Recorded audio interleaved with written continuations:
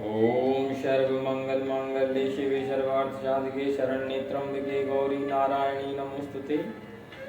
श्री दुर्गाष्टोत्तर शतनाम श्रोतम शतनाम प्रवक्ष्यामि शृणोतु कमलानने यस्य प्रसाद मात्रेण दुर्गा प्रीता भवेत् सती। ओम सती साध्वी भव प्रीता भवानी भव मोचनी आर्या दुर्गा जया चाद्या त्रिनेत्रा शूलधारिणी पिनाकधारिणी चित्रा चंड घंटा महातपा मनोबुद्धिर अहंकारा चित्त रूपा चिताचिति सर्व मंत्रमयी सत्ता सत्यानंद स्वरूपिणी अनंता भावनी भाव्या भव्या भव्या सदागति शाम्भवी देव माता चा चिंता रत्न प्रिया सदा सर्व विद्या दक्ष कन्या दक्ष यज्ञ विनाशिनी अपर्णा नेक वर्णा चा पाटला पाटलावती पटाम्बर परिधाना कलमंजी रंजनी अमे विक्रम क्रूरा सुंदरी सुर सुंदरी वन दुर्गा च मातंगी मतंग मुनि पूजिता ब्राह्मी माहेश्वरी चैन्द्री कौमारी वैष्णवी तथा चामुंडा चैव बाराई लक्ष्मीश्च पुरुषाकृति विमलोत्कर्षणी ज्ञाना क्रिया नित्या च बुद्धिदा बहुला बहुल प्रेम सर्व वाहन वाहना निशुंभ शुंभ हननी महिषासुर मर्दिनी मधुकेट वहंत्री च चंड मुंड विनाशिनी सर्वासुर विनाशा च सर्वदानव घातिनी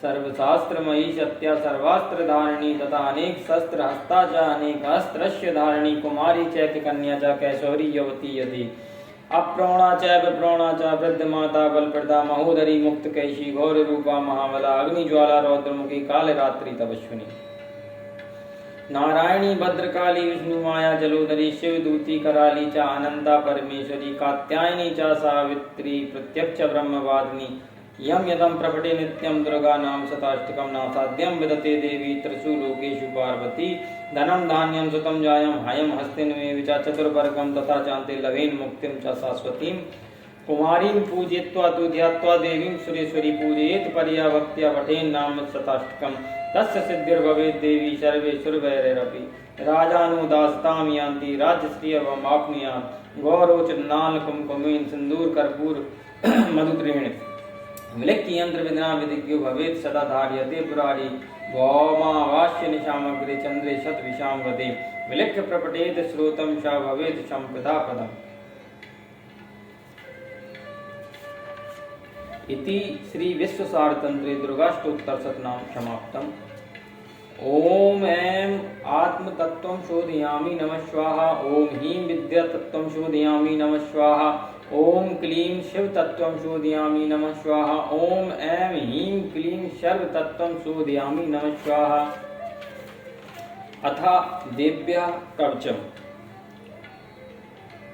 ओम नमः चंडिकाय ओम नमः चंडिकाय ओम नमः चंडिकाय ओम नमः चंडिकाय ओम यद गोहम परमं लोके सर्व रक्षा करन्नम यंत कश्चिदाख्यातं तन्मे ब्रूहि पितामह अस्ति गौतम विप्र सर्व भूतोपकारकं देव्यास्तु गक्षं पुण्यं तच्छृणव महामुनि प्रथमं शैलपुत्री च द्वितीयं ब्रह्मचारिणी तृतीयं चंद्रघंटेति कुष्मांडेति चतुर्थकं पंचमं स्कंदमातेति षष्ठं कात्यायनीति च सप्तमं कालरात्रीति महागौरीति चाष्टमम्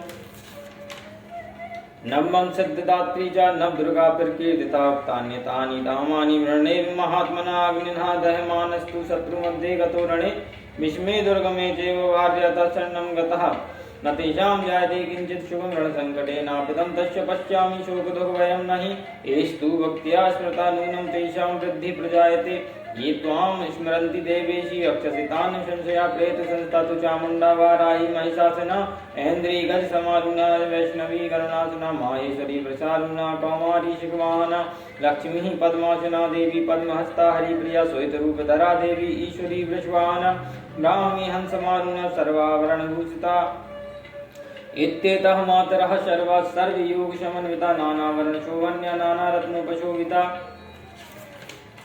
दृश्यन्ते रथमारुणः देव्यः क्रोधशमाकला शङ्करं चक्रं गदां शक्तिं हलं चामूशलायुधं कीटकं तोमरं चैव परशुं पाशुमेव च कुन्तायुधं त्रिशूलं च साङ्ग्रमायुधमुत्तमं दैत्यानां देहनाशाय भक्तानां भयाय च धारयन्त्यद्युद्धानि तं देवानां च हिताय वे नमस्तेस्तु महारौद्रे महाघोरपराक्रमे महाबले महोत्साहे महाभयविनाशिनि त्राहि मां देवी दुष्प्रेक्ष्य शत्रूणां भयवर्धिनि प्राच्यां रक्षतु मामेन्द्रियग्निम्या अग्निदेवता दक्षिणे अवतु वाराहि नेत्रत्यां खड्गधारिणी प्रतीच्यां वारुणी रक्षेत् वायव्यां मृगवाहिनी उदीच्यं पातु कौमारी ईशान्यं शूलधारिणी ऊर्ध्वं ब्रह्माणि मे रक्षेदस्ताद् वैष्णवी तथा एवं दश दिशो रक्षे चामुण्डा सविवाहन जयामि चाकृतः पातु विजया पातु प्रसुतता अजिता वाम पार्श्वे तु दक्षिणे जापराजिता शिखामोग्नि रक्षेदु मूर्धन् व्यवस्थिता मालाधरी ललाटे च भूर्भो रक्षेद् यशस्विनी त्रिनेत्रा च भूर्भोर्मध्ये घंटा च नासिके शंखिनी चक्षुर्मध्ये श्रोत्रद्वारवासिनी कपोलो कालिका रक्षेत् कर्णमूले तु शाकरी नासिकायां सुगंधा च उत्तरोष्ठे च चर्चिका अधरे चामृतं कला ज्यायां च सरस्वती दन्तान् रक्षतु कौमारी कंठदेशे तु चंडिका घंटिकां चित्रघंटा च महामाया च तालुके कामाक्षी चिबुकं रक्षेत वाचं मे शर्ममंगला ग्रीवायां भद्रकाली च पृष्ठवंशे धनुर्धरी नीलग्रीवा वही घंटे नलिकां नलिकोविरी स्कंदयो गणिग्नि रक्षेत बाहु मे वज्रधारिणी हस्त्योर्दण्डनी रक्षेदाम्बिके चाङ्गुलीषु च नक्काचुलेश्वरी रक्षेत गुक्षो रक्षेत कुलेश्वरी स्तनो रक्षेन महादेवी मनः शोक विनाशिनी हृदय ललिता देवी उदरे शूलधारिणी नाभोचा कामिनी रक्षेत गुहं भूतेश्वरी तथा भूतनः काम कामयणं गुदे महिषवाहिनी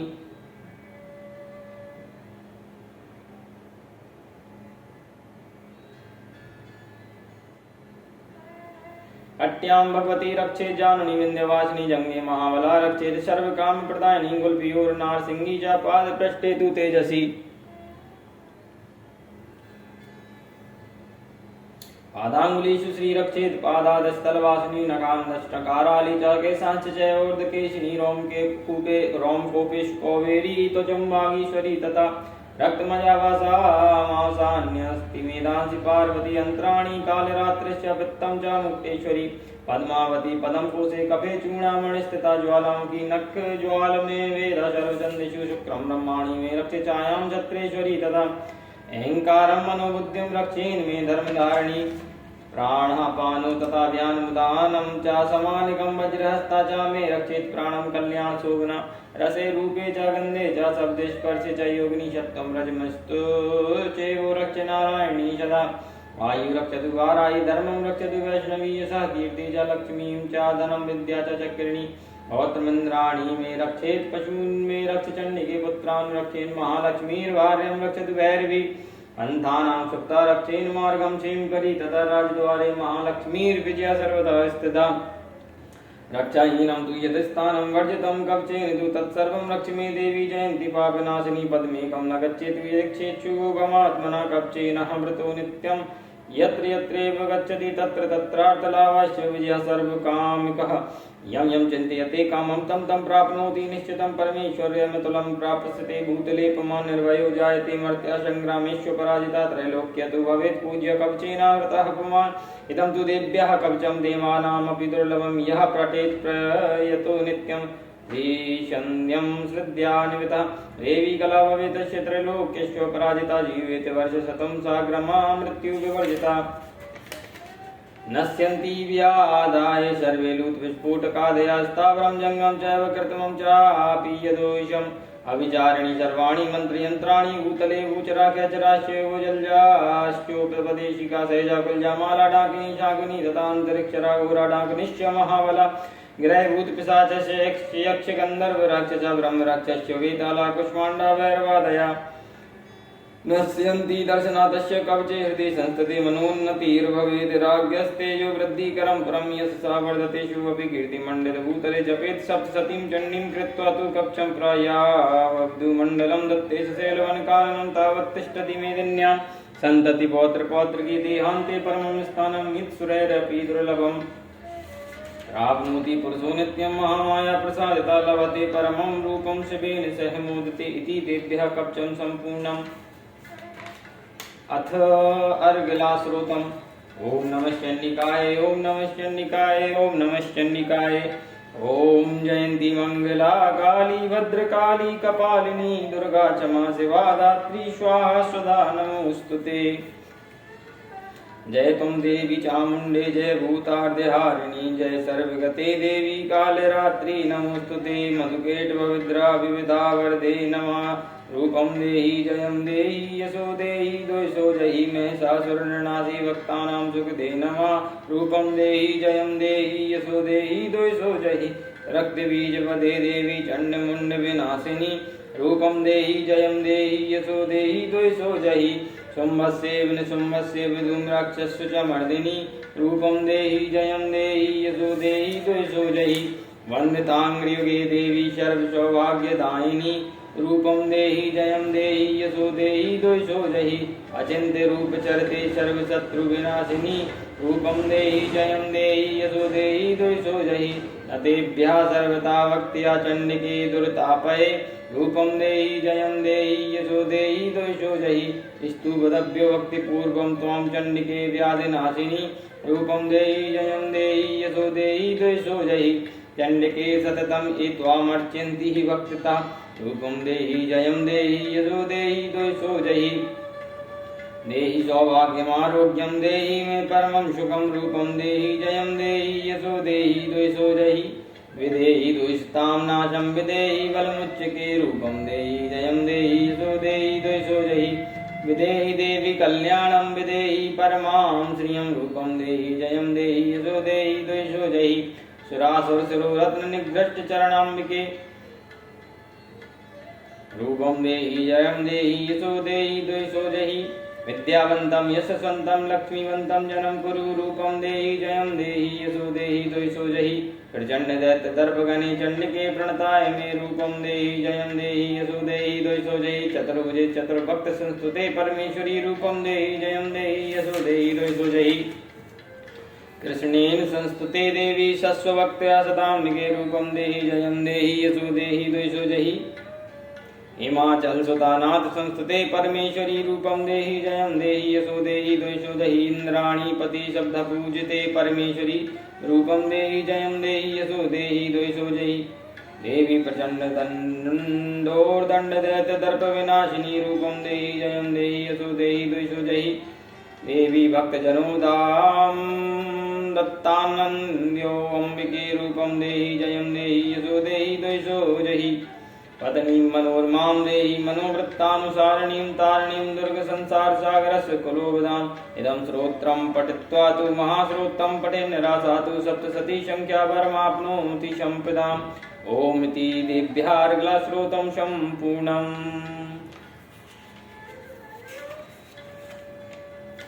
अथ कीलकम्। ओम नमः शन्निकाय ओम नमः शन्निकाय ओम नमः शन्निकाय ओम नमः शन्निकाय ओम नमः शन्निकाय। ओम विशुद्ध ज्ञान देहाय त्रिवेदी दिव्य चक्षुषे श्रेया प्राप निमित्ताय नमः सोमार्धधारिणे सर्वमेत द्वैजानीयान् मंत्राणाम् अभिकीलकम्। सोऽपि चेम्बाप्नोति सततं जाप्य तत्परा सिद्ध्यन्तु चट्टनीनादीनि वस्तूनि सकलान्यपि। एतेन स्तुवतां देवी श्रोत्रमात्रेण सिद्ध्यति न मन्त्रो नौषधं तत्र न किञ्चिदपि विदते विना जाप्येन सिद्ध्यते च सर्वमुच्चाटनादिकम्। समग्राण्यपि सिद्ध्यन्ति लोकसङ्काम्यमां हरा कृत्वा न मन्त्रयामाश सर्वमेवमिदं शुभम्। श्रोत्रं वे चण्डिकायास्तु तच्च गुप्तं चकार च समाप्तर्नो च पुण्यस्य तां यथावन्यन्त्रणाम्। सोऽपि सेम्बाप्नोति सर्वमेवं न संशयः कृष्णायां वा चतुर्दश्यमष्ट्यां वा समाहिता। ददाति प्रतिगुहाति नान्यदेशा प्रसीदते तं रूपेण कीलेन महादेवेन कीलितं। यो निष्कीलां विद्यायेनां नित्यं जपति संस्फुटं स सिद्धा सा गणः। सोऽपि गन्धर्वो जायते नरा न चैवाप्यतस्तस्य वयं क्वापि यजायते नापि मृत्युवशं याति मृतो मोक्षमवाप्नुयात्। ज्ञात्वा प्रारभ्य कुर्वीत न कुर्वाणो विनश्यति ततो ज्ञात्वेव सम्पन्नमिदं प्रारभ्येत बुधे। सौभाग्यादीय किञ्चिद् दृश्यते ललनाजने तत्सर्वं तत्प्रसादेन तेन जाप्यमिदं शुभम्। शनेस्तु जप्यमाने अस्मिन् श्रोत्रे सम्पतिरुच्यते भवित्येव समग्रापि तथा प्रारभ्ये मेन तथा ऐश्वर्यं यत्प्रसादेन सौभाग्यरोग्यसम्पदा। शत्रुहानि परो मोक्षस्तु यतेशानि किं जनः। इति देव्याः कीलकश्रोत्रं सम्पूर्णम्।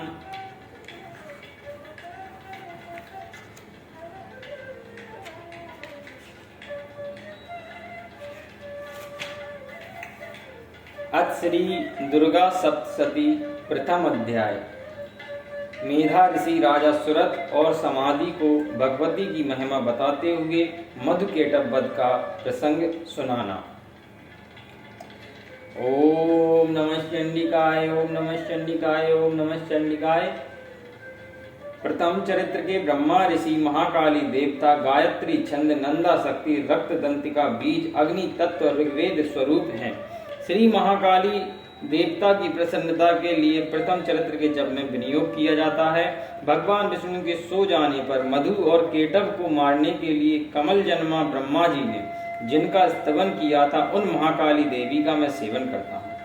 वे अपने 10 हाथों में खड़ग चक्र गदा बाण धनुष परिध शूल भुसुंडी मस्तक और शंख धारण करती हैं। उनके 3 नेत्र हैं। वे समस्त अंगों में दिव्य आभूषणों से विभूषित हैं। उनके शरीर की कांति नीलमणि के समान है तथा वे 10 मुख और 10 पैरों से युक्त हैं। मार्कंडे जी बोले, सूर्य के पुत्र सावर्णी जो 8वें मनु कहे जाते हैं, उनकी उत्पत्ति की कथा मैं विस्तार पूर्वक कहता हूँ, सुनो। सूर्य कुमार महाभाग सावर्णी भगवती महामाया के अनुग्रह से जिस प्रकार मनवंतर के स्वामी हुए, उसी प्रसंग को मैं सुनाता हूँ। पूर्व काल की बात है। स्वारोचिस मनवंतर में सुरत नाम के एक राजा थे, जो चैत्र वंश में उत्पन्न हुए थे। उनका समस्त भूमंडल पर अधिकार था।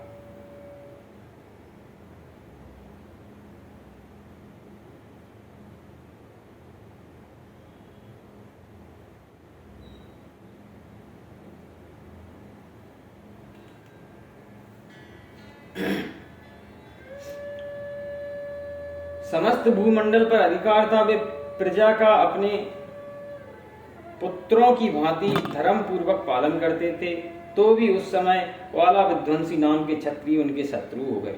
राजा सुरथ की दंड नीति बड़ी प्रबल थी। उनका शत्रुओं के साथ संग्राम हुआ। यद्यपि कोला विध्वंसी संख्या में कम थे, तो भी राजा सुरथ युद्ध में उनसे परास्त हो गए। तब वे युद्ध भूमि से अपने नगर को लौट आए और केवल अपने देश के राजा होकर रहने लगे। समझी पृथ्वी से अब उनका अधिकार जाता रहा, किंतु वहां भी उन प्रबल शत्रुओं ने उस समय महाभाग राजा सुरथ पर आक्रमण कर दिया। राजा का बल क्षीण हो चला था, इसलिए उनके दुष्ट बलवान एवं दुरात्मा मंत्रियों ने वहां उनकी राजधानी में भी राजकीय सेना और खजाने को हत्या लिया। सुरथ का प्रभुत्व नष्ट हो चुका था, इसलिए वे शिकार खेलने के बहाने घोड़े पर सवार हो वहां से अकेले ही एक घने जंगल में चले गए। वहां उन्होंने विप्रवर मेधा मुनि का आश्रम देखा, जहां कितने ही हिंसक जीव अपनी स्वाभाविक हिंसावृत्ति छोड़कर परम शांत भाव से रहते थे। मुनि के बहुत से शिष्य उस वन की शोभा बढ़ा रहे थे।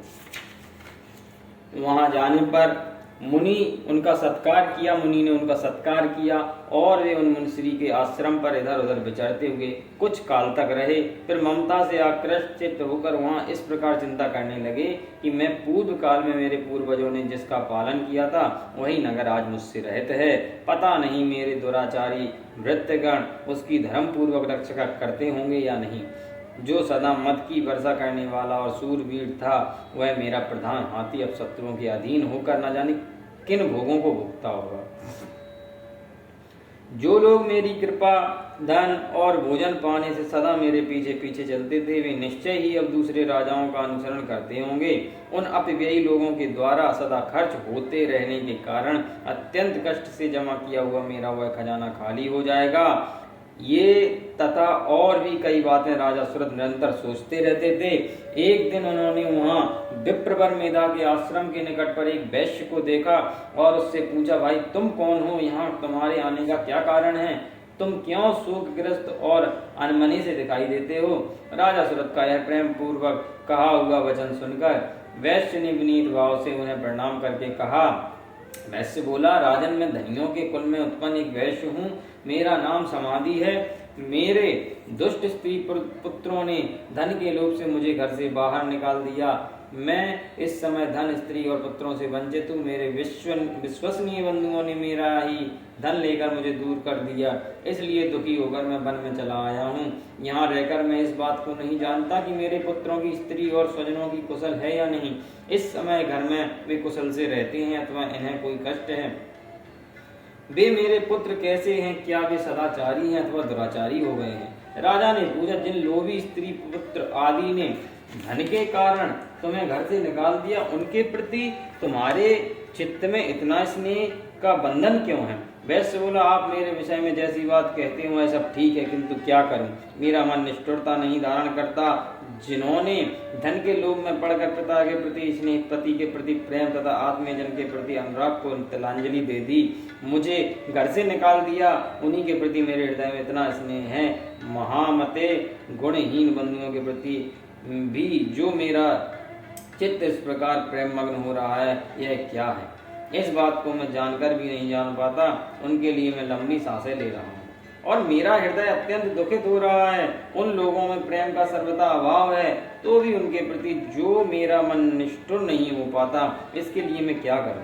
मार्कंडे जी कहते हैं, ब्राह्मण तदंतर राजाओं में श्रेष्ठ सुरथ और वह समाधि नामक वैश्य दोनों साथ साथ मेधा मुनि की सेवा में उपस्थित हुए और उनके साथ यथा योग्य न्यायपूर्ण विनय पूर्ण बर्ताव करके बैठे। तत्पश्चात वैश्य और राजा ने कुछ वार्तालाप आरंभ किया। राजा ने कहा, भगवान, मैं आपसे एक बात पूछना चाहता हूँ, उसे बताइए। मेरा चित्त अपने अधीन न होने के कारण वह बात मेरे मन को बहुत दुख देती है। जो राज्य मेरे हाथ से चला गया है, वह मेरा नहीं है। अज्ञानी की भांति मुझे उसके लिए दुख होता है। यह क्या है?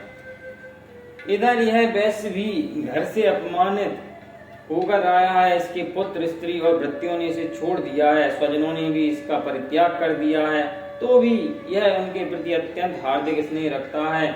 इस प्रकार यह तथा मैं दोनों ही बहुत दुखी हैं। जिसमें प्रत्यक्ष दोष देखा गया है, उस विषय के लिए भी हमारे मन में ममता जनित आकर्षण पैदा हो रहा है।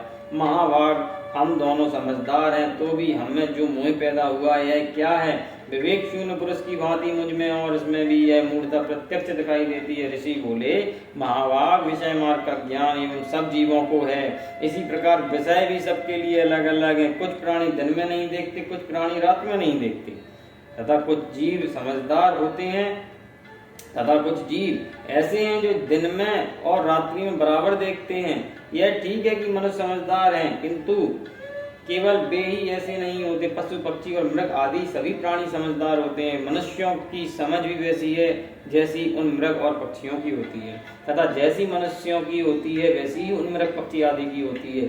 तथा अन्य बातें भी प्राय दोनों में समान ही है। समझ होने पर भी इन पक्षियों को तो देखो, ये स्वयं भूख से पीड़ित होते हुए भी मुँह बस बच्चों की चोंच में कितने चाव से अन्न के दाने डाल रहे हैं। नरश्रेष्ठ, क्या तुम नहीं जानते कि ये मनुष्य समझदार होते हुए भी लोग बस अपने किए हुए उपकार का बदला पाने के लिए पुत्रों की अभिलाषा करते हैं? यद्यपि उन सब में समझ की कमी नहीं है, तथापि वे संसार की स्थिति जन्म मरण की परंपरा बनाए रखने के वाली भगवती महामाया के प्रभाव द्वारा ममतामय भंवर से युक्त मोह के गहरे गर्त में गिराए गए हैं। इसलिए इसमें आश्चर्य नहीं करना चाहिए। जगदीश्वर भगवान विष्णु की योग निद्रा रूपा जो भगवती महामाया है, उन्हीं से यह जगत मोहित हो रहा है। वे भगवती महामाया देवी ज्ञानियों के भी चित्त को बलपूर्वक खींचकर मोह में डाल देती हैं। वे ही संपूर्ण चराचर जगत की सृष्टि करती हैं, तथा वे ही प्रसन्न होने पर मनुष्यों को मुक्ति के लिए वरदान देती हैं। वे ही पराविद्या, संसार बंधन और मोक्ष की हेतुभूता सनातनी देवी तथा संपूर्ण ईश्वरों की भी अधीश्वरी हैं। राजा ने पूछा, भगवान, जिन्हें आप महामाया कहते हैं, वे देवी कौन है? ब्राह्मण, उनका विभाव कैसे हुआ तथा उनके चरित्र कौन कौन से हैं? ब्रह्म वेत्ताओं में श्रेष्ठ महर्षि, उन देवी का जैसा प्रभाव हो, जैसा स्वरूप हो, जिस प्रकार प्रादुर्भाव हुआ हो, वह सब मैं आपके मुख से सुनना चाहता हूँ। ऋषि बोले, राजन, वास्तव में तो वे देवी नित्य स्वरूपा ही हैं। संपूर्ण जगत उन्हीं का रूप है तथा उन्होंने समस्त विश्व को व्याप्त कर रखा है, तथा भी उनका प्राकट अनेक प्रकार से होता है, वह मुझसे सुन। यद्यपि वे नित्य वाजन्मा है, तथापि जब देवताओं का कार्य सिद्ध करने के लिए प्रकट होती हैं, उस समय लोक में उत्पन्न हुई कहलाती हैं। कल्प के अंत में संपूर्ण जगत एकार्णव में निमग्न हो रहा था और सबके प्रभु भगवान विष्णु शेषनाग की शैया बिछाकर योग निद्रा का आश्रय ले सो रहे थे। उस समय उनके कानों के मैल से तो भयंकर असुर उत्पन्न हुए जो मधु और कैटभ के नाम से विख्यात थे। वे दोनों ब्रह्मा जी का वध करने को तैयार हो गए। भगवान विष्णु के नाभि कमल में विराजमान प्रजापति ब्रह्मा जी ने जब दोनों भयानक असुरों को अपने पास आया और भगवान को सोया हुआ देखा, तब एकाग्रचित्त होकर उन्होंने भगवान विष्णु को जगाने के लिए उनके नेत्रों में निवास करने वाली योग निद्रा का स्तवन आरंभ किया, जो इस विश्व की आदिश्वरी जगत को धारण करने वाली, संसार का पालन संहार करने वाली तथा तेज स्वरूप भगवान विष्णु की अनुपम शक्ति है। उन्हीं देवी भगवती निद्रा देवी की भगवान ब्रह्मा स्तुति करने लगे। ब्रह्मा जी कहते हैं, देवी त्वमी स्वाहा, त्वमी स्वधा और तुम्ही वष्टकार हो। स्वर भी तुम्हारे स्वरूप हैं, तुम्ही जीवन दायिनी सुधा हो। नित्य अक्षर प्रणव में आकार उकार मकार इन तीन मात्राओं के रूप में तुम्ही स्थित हो तथा इन तीन मात्राओं के अतिरिक्त जो बिंदु रूप नित्य अर्ध मात्रा है, जिसका विशेष रूप से उच्चारण नहीं किया जा सकता, वह भी तुम्ही हो देवी। तुम्ही संध्या सावित्री तथा परम जननी हो देवी। तुम्ही इस विश्व ब्रह्मांड को धारण करती हो, तुमसे ही इस जगत की सृष्टि होती है, तुम्ही से इसका पालन होता है और सदा तुम्ही कल्प के अंत में सबको अपना ग्रास बना देती हो। जगन्मयी देवी, इस जगत की उत्पत्ति के समय तुम सृष्टि रूपा हो, पालन काल में स्थिति रूपा हो तथा कल्पांत के समय संहार रूप धारण करने वाली हो। तुम्ही महाविद्या, महामाया, महामेधा, महास्मृति, महामोहि रूपा महादेवी और महासुरी हो। तुम्ही तीनों गुणों को उत्पन्न करने वाली सबकी प्रकृति हो। भयंकर कालरात्रि, महारात्रि, मोहिरात्रि भी तुम्ही हो। तुम्ही ईश्वरी, तुम्ही श्री, तुम्ही हीन, तुम्ही बोध स्वरूपा बुद्धि हो। लज्जा, पुष्टि, तुष्टि, शांति और क्षमा भी तुम्ही हो। तुम खड़ग धारणी, शूल धारणी, घोर रूप तथा गदा, चक्र, शंख और धनुष धारण करने वाली हो। बाण, भुसुंडी और परिध ये भी तुम्हारे अस्त्र हैं। तुम सौम्य और सौम्यतर हो। इतना ही नहीं, जितने भी सौम्य एवं सुंदर पदार्थ हैं उन सब की अपेक्षा तुम अत्यधिक सुंदरी हो माँ। पर और अपर सबसे परे रहने वाली परमेश्वरी तुम्ही हो। सर्वस्वरूपे देवी, कहीं भी सत असत रूप जो कुछ वस्तुएं हैं और उन सब की जो शक्ति है वह तुम्ही हो। ऐसी अवस्था में तुम्हारी स्तुति क्या हो सकती है माँ। जो इस जगत की सृष्टि पालन और संहार करते हैं, उन भगवान को भी जब तुमने निद्रा के अधीन कर दिया, तब तुम्हारी स्तुति करने में यहाँ कौन समर्थ हो सकता है। मुझको, भगवान शंकर को तथा भगवान विष्णु को भी तुमने ही शरीर धारण करवाया है माँ, अतः तुम्हारी स्तुति करने की शक्ति किसमें है। देवी, तुम तो अपने इन उदार प्रभावों से प्रशंसित हो। ये जो दोनों सुरधर्ष असुर मधु और कैटभ हैं, इनको मुंह में डाल दो माँ, और जगदीश्वर भगवान को विष्णु को शीघ्र ही जगा दो। साथ ही इनके भीतर इन दोनों महान असुरों को मार डालने की बुद्धि उत्पन्न कर दो। ऋषि कहते हैं, राजन, जब ब्रह्मा जी ने वहां मधु और कैटभ को मारने के उद्देश्य से भगवान विष्णु को जगाने के लिए तमोगुण की अधिष्ठात्री देवी योग निद्रा की इस प्रकार स्तुति की, तब वे भगवान के नेत्र, मुख, नासिका, बाहु, हृदय और वक्ष स्थल से निकलकर अव्यक्त जन्म ब्रह्मा जी की दृष्टि के समक्ष खड़ी हो गई। योग निद्रा से मुक्त होने पर जगत के स्वामी भगवान जनार्दन उस एकांडव के जल में शेषनाग की सैया से जाग उठे। फिर उन्होंने उन दोनों असुरों को देखा। वे दुरात्मा मधु और कैटभ अत्यंत बलवंत तथा पराक्रमी थे और क्रोध से आंखें लाल किए ब्रह्मा जी को खा जाने के लिए उद्योग कर रहे थे। तब भगवान श्री हरि ने उठकर उन दोनों के साथ 5000 वर्षों तक केवल बाहु युद्ध किया। वे दोनों भी अत्यंत बल के कारण उन्मत्त हो रहे थे। इधर महामाया ने भी उन्हें मुंह में डाल रखा था, इसलिए भगवान विष्णु से कहने लगे, हम तुम्हारी वीरता से संतुष्ट हैं, तुम हम लोगों से कोई वर मांगो। श्री भगवान बोले, यदि तुम दोनों असुर मुझ पर प्रसन्न हो और मेरे हाथों से मुझे कुछ वर देना चाहते हो, तो अब मेरे हाथों से मर जाओ। बस इतना सा ही मैंने वर मांगा है, यहाँ दूसरे किसी पर से क्या लेना। ऋषि कहते हैं, इस प्रकार धोखे में आ जाने पर जब संपूर्ण जगत में जल ही जल देखा गया,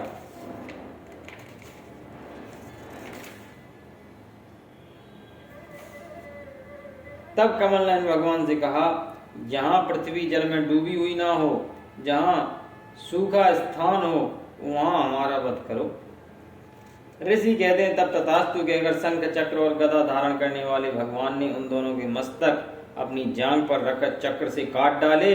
इस प्रकार ये देवी महात्मा महामाया ब्रह्मा जी की स्तुति करने पर स्वयं प्रकट हुई थी उस समय। अब पुनः तुमसे उनके प्रभाव का वर्णन करता हूँ। इस प्रकार श्री मार्कंड पुराण में सावर्णिक मनवंतर की कथा के अंतर्गत देवी महात्म्य में मधु कैटभ वध नामक पहला अध्याय पूर्ण हुआ।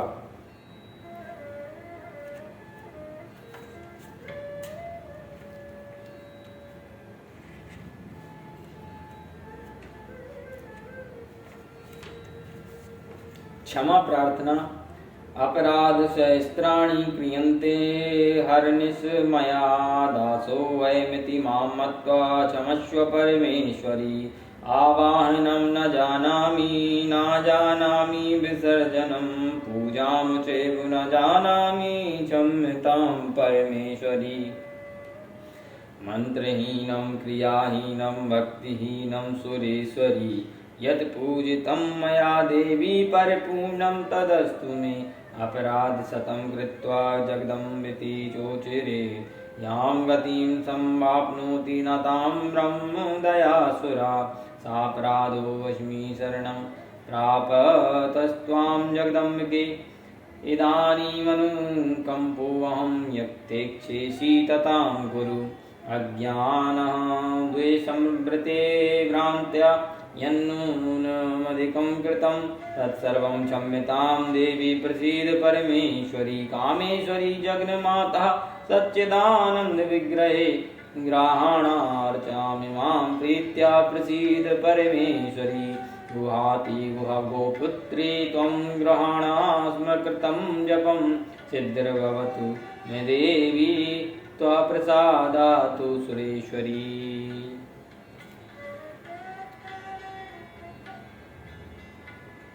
श्री दुर्गार्पणमस्तु।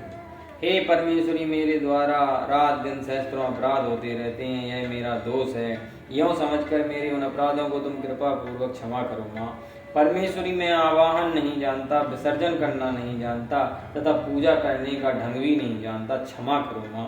देवी स्वरेश्वरी, मैंने जो मंत्रहीन, क्रियाहीन और भक्तिहीन पूजन किया है वह सब आपकी कृपा से पूर्ण हो। सैकड़ों अपराध करके भी जो तुम्हारी शरण में जाकर जगदम्ब कहकर पुकारता है उसे वह गति प्राप्ति होती है जो ब्रह्मादि देवताओं के लिए भी सुलभ नहीं है माँ। जगदम्ब के मैं अपराधी हूँ, किंतु तुम्हारी शरण में आया हूँ। इस समय दया का पात्र हूँ, तुम जैसा चाहो वैसा करो माँ। देवी स्वरेश्वरी परमेश्वरी, अज्ञान से, भूल से अथवा बुद्धि भ्रांत होने के कारण मैंने जो न्यूनता या अधिकता कर दी हो वह सब क्षमा करो और प्रसन्न हो जाओ माँ। सच्चिदानंद स्वरूपा परमेश्वरी, जगन माता कामेश्वरी, तुम प्रेम पूर्वक मेरी यह पूजा स्वीकार करो और मुझ पर प्रसन्न रहो। देवी सुरेश्वरी, तुम गोपनीय से भी गोपनीय वस्तुओं की रक्षा करने वाली हो। मेरे निवेदन किए हुए इस जप को ग्रहण करो। तुम्हारी कृपा से मुझे सिद्धियाँ प्राप्त हो माँ। हे माँ, कृपा करो।